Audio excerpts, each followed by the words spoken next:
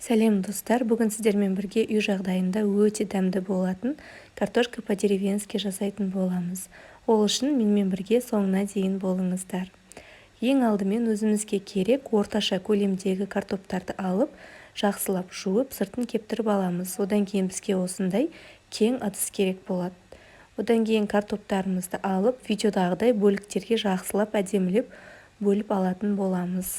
Негізі әркім әрқалай жасайды, кейбіреулері асып, сосын барып пешке салып жатады. Ал мен осылайынан оп-оңай жасау жолын сіздермен бөлісіп жатырмын. Мінекей қараңыздар, бізде осындай бөліктер пайда болды. Одан кейін сыртына жағатын соусын дайындайтын боламыз. Бізге тұз, паприка, бульон керек болады. Одан кейін кептірілген укроп немесе кинза, одан кейін қара бұрыш және сұйық май.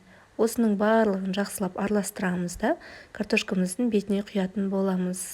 Егер сіздер басқаша дәмдеуіштер қосам десеңіздер, өз қалауларыңыз бойынша қоссаңыздар болады.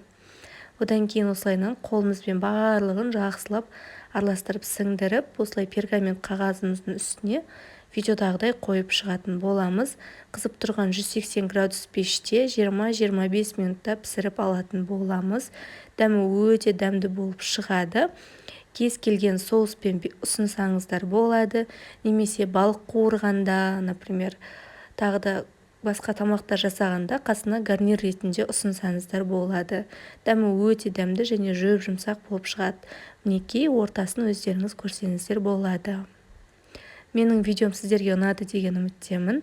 Менің каналыма тіркеліп, маған лайк басып, комментарий қалдыруды ұмытпаңыздар.